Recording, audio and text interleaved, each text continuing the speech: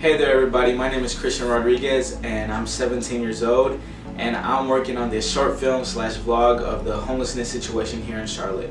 And to start off, I want to state a few facts of the homelessness situation here in Mecklenburg County. And it was recorded one night in January 2017 that there was 1,476 homeless people in the streets in one night. And luckily that has gone down 14% in the past year, and out of 68% of the homeless people are unsheltered and are chronically disabled. And I have been working on this project, which is a project for my school, for about 2 months. And when I first heard of this project, I was really thinking about what I wanted to do, and God had put into my heart of working something with the homeless people. And I prayed about it for 2 weeks over spring break and nothing had changed, so I decided to go for it. And I was born here in Charlotte. I was born and raised here in Charlotte, so this is my hometown, this is my city, and I truly do love it. And what is going to be shown throughout this video is that I took my time and I went with a couple of friends of mine 3 Saturdays to give back to the homeless and do kind of like a service part, and mostly interview them and talk to them, and try to figure out from the core from an actual homeless person what this real situation of homelessness here in Charlotte is. And to have more of a real understanding what being homeless is, on the 3rd Saturday that I went with a friend of mine named Jesus, we met our friend of ours named Dwayne, and he's homeless.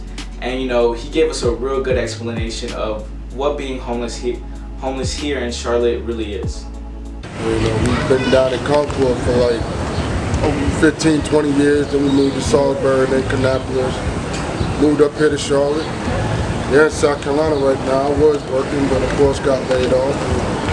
Right now, trying to get back in the workforce. Trying to get back in the workforce. What you used to do, man? I used to drive forklift. I was a cook for 16 years. And I did roofing, brickwork, a little bit of everything, jack of all trades. Yeah. I'm just happy to be alive right now because it could be worse. One of my friends just got killed the other week. So. Oh, man. Yeah, the woman that got killed down at the mile in front of the urban ministry, good friend of mine, 4 shots to the head. I mean, it's sad. Well, was she being robbed or? I don't even know. I sleep under a bridge, so I was asleep. Yeah. But I heard about it in the morning. Oh, wow. Yeah. Well, how long have you been homeless? I've been homeless 3 years now. 3 years? Yeah. Yeah. So, could you kind of explain a little, like, what's it like? So people who aren't homeless and have been blessed with a home, so they could get a little understanding. Oh man, it's rough out here. You gotta try and find places to sleep, put up tents, people steal your clothes and your blankets. You gotta go to different places to get food. And like where I sleep at right now, I gotta eat all this tonight, because if not, then the rats will crawl up under there and come get it. It's hard when you want to take a shower, clean clothes and stuff. I mean, but you try to make do. I go down here to the urban ministry when I get a chance to get my clothes washed and take a shower, but other than that, if I find like a little lake or something, I hand wash them, get the water and put it in the bucket, hand wash them, hang them over a fence and just sit there and watch them all day. Yeah. I mean, it's sad when you have to do that, but it is what it is. And I made mistakes when I was younger, so I can't blame it all on everything, but some people won't hire you because of the things you've done, but when you're trying to change your life and do the things that you need to do to get right, somehow they still want to hold your past over your heads. Yeah. If you can get past that part, it might be better. Well, what do you think Charlotte needs to be able to help you guys a little bit more? Oh, just better groups, better sponsors, like the homeless shelter, more of them. I mean, there's more than enough money to go around. I'm almost positive there is. Oh, absolutely. And it's getting used for everything else, but at least just have like programs to help us get jobs or something for the ones that want to work and try to better their situation instead of dealing with it. But some people won't vote. Me, I'm personally, I'm a registered voter, so I try to vote and, say the right things to get the right things done. Yeah. But if we come together as a community and a group, something might can make a change and try to make happen. You have to forgive me, I've been sweating all day. Yeah, man, it's hot, man. It's hot. Trust me, You know, it's hot. Well, so that's, I guess, that's what we're trying to do with this project. Like, actually get the voice out there to like start having that change. You know what I'm saying? 'Cause I see, The change would help.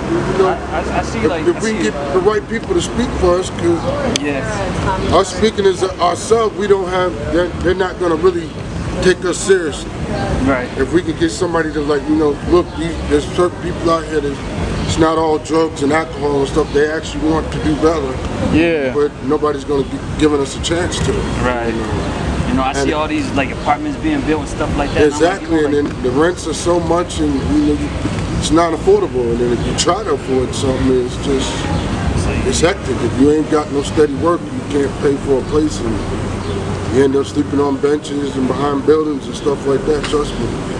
Sometimes you really can't sleep because you never know who's gonna come around, try to rob you or whatever, try to do something to you. You never know. Yeah, so what are like the main dangers when you're homeless? As far as men, depending on what area you sleep in. As far as women, because a woman just got raped over around here the other day. They said a guy that she was sleeping in a spot and guy came in and raped her. I mean, That's sad to hear. yeah, you get no sympathy from me from that. Yeah. There's more than one. There's ways to do things. That's not the way. Right. That is not the way. I don't condone that on nobody. And as far as other stuff, if the police see you in certain spots, I know they'll tell you to leave, but certain ones, they'll lock you up for trespassing and stuff. You're already on the street, so, that doesn't help. It's just that, and then the weather. Now, when it's cold, it gets real cold out here. That gets very serious. Yeah. Yeah, I had one person catch hypothermia sleeping in our room. Oh yeah. Yeah, we had to take him to the hospital.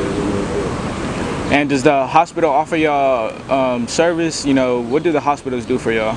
They'll talk to you, they'll look at it, but if you ain't got no insurance, no co-payment, no money like that, then really ain't so much they're gonna do. As long as they see you, maybe gave you a Tylenol or something, they can't say that they would refuse you service to try to help you. But if you don't have no insurance and nowhere to pay the bill, you're not gonna you'll sit there 7 hours before you get seen. Yeah. It might be better just walking out the door and just deal with it. So it's sad, but it is what it is. So despite your whole situation right now, you say you've been homeless for 3 years. Like, how are you still grateful, and how do you still love life? Because there could have been so many more things like going wrong. You could have been locked up. You could have even been dead. So how are you still grateful? I'm grateful because I still wake up every day. I still believe that there's still good hope out here, that things can change as long as you leaving that man upstairs and have the heart and the willingness to change. Things can change and be grateful and look for better things. A lot of people just want it handed to you. Some of this you got to put in the work yourself and try to do it. I go fill out 3 or 4 applications every day, and just wait to see what happens.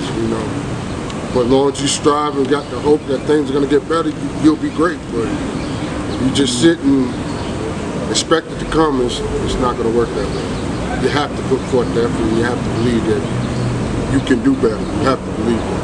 Yeah. Because if not, then you gave up. It's like a mental fight. Exactly. And I know some that have really given up. They literally pity and sorrow, they gave up. You just can't do that because you'll never get ahead. Yeah. You won't. Well, actually, me and him, we're both Catholic, Okay. and we just out here trying to spread God's love, trying to give we're trying to be the voice for y'all, and actually spread this news that y'all are out here being ignored. A lot of people can't even spare like $2, $3 for y'all, and just know that we got your back. We're out here trying to spread a voice for y'all. And I thank you for that, because a lot of people won't take the time and consideration to do it. It's grateful to know that somebody does care. Because trust me, a lot of people may think it's easy until you be in these shoes and walk and do what we do. To live out here and survive, if you're used to having everything and then get the broke. I know some people commit suicide before they do this right here. And I really want that to see. I don't wish that on nobody neither, but always remember, just because we're here, don't think it can't happen to you, because it can. It's just that you can lose your job, your house, whatever, for whatever reason, and you have to deal with this. I know some people that sleep in cars and stuff, and you don't want it to happen, but you never know what tomorrow's going to bring, and you never know what's going to happen in life situations. These are just the changes we go through. But I say it like this right here, it makes you stronger, because now you know what you have to do to keep from being back in the situation. I'm always thankful for that. Yeah. And that's how homelessness is here in Charlotte from an actual person. We met our good friend named Dwayne, and out of the 3 Saturdays that we went, on the first Saturday we met a good friend named Gray, and he is homeless. And I was with my buddy Sosa. He's 13 years old, and we're waiting on our 2 other friends to respond to us, see if we're gonna go, because at first I was a little intimidated to go up to a homeless person and try to interview them.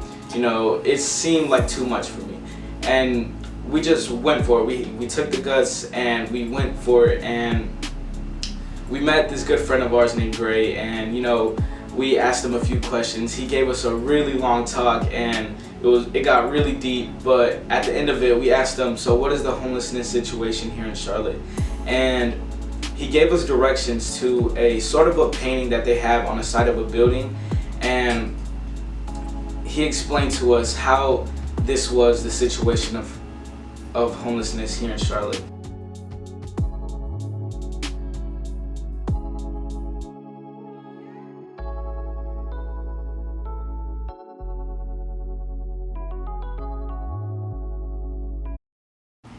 And on the left side, we see a businessman and a businesswoman on their way to the jobs, and musicians playing their instruments, and a lady walking her dog. And on the right side, we see kids having fun, running around, a kid on a skateboard, and what seems to be sort of a kid holding a flag. And he told us that in the middle of all this commotion, in the middle of all this, that there's a man on a bench, and that man is homeless. And what he explained to us is that in this world, in this city, there's so much going on, and in the middle of it, there's homeless people just being ignored.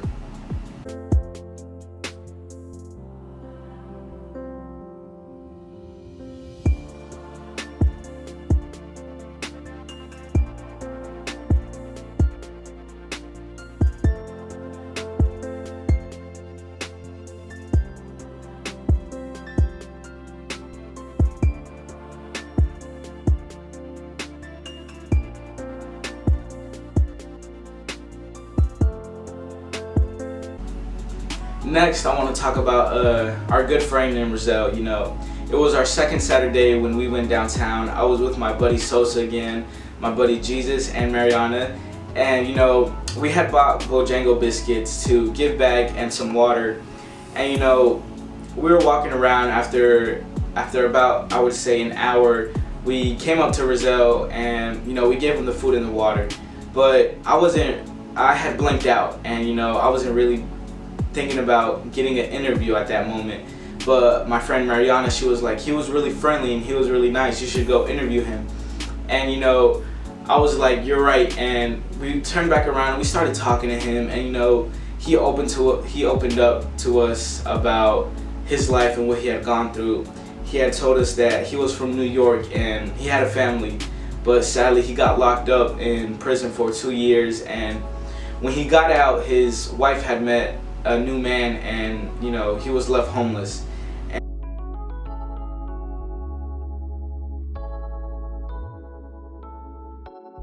At that moment, we gave him words of hope, and we felt really sorry for him.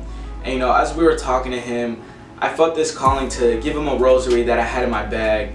And as I pulled it out, I gave it to him, and he got really full of joy at that moment. And we asked him if we could take a picture with the rosary on, and he told us, hold on, I have to clean the house. And he started picking up some trash that he had on the bench that he was sitting on. And, he was a funny guy and so full of love and so full of joy.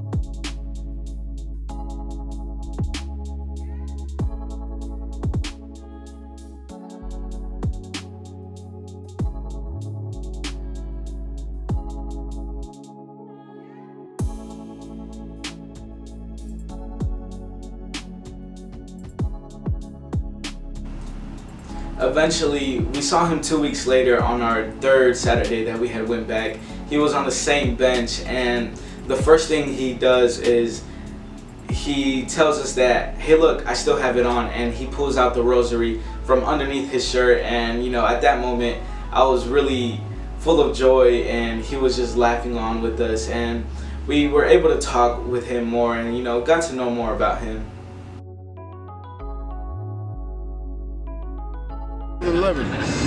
July 2011. July Yeah, 2011. July 2011. I've been here 7 years already. So how long have you been homeless? I've been homeless since December 2011. No, April 2007. April 2007. Yeah. Matter of fact, I didn't pay my rent, and so I came down here. You know what I mean? I got my check, so you know, I put in I couldn't see. So I stayed like this, trying to block it. So next thing you know, I left that situation because it was getting real druggedy up there. Yeah. Up the street. Yeah. Then I got shot on Trade Street where the 4 statues are. I got shot here and in the midsection. So I worked my way down to the to the church over here on 8th Street. I got a trespassing charge and an assault case. I'm still fighting the trespassing. Yeah. So what about the cops? Man, they be giving you like trouble, like, you know what I'm saying? No, they don't give me trouble. You know, you know, I've been putting myself in knee deep, but you know how that go. No, you know. But situation at hand, we ain't always 100%. We 90. You know what I'm saying? Only Jesus Christ is our Lord who prepared him to die for, not who is God's greatest gift. And he's the man. And I'll say I'm like 100 plus when I follow. Yeah. You know, it ain't Christ. That's how it is, man. That's how it is.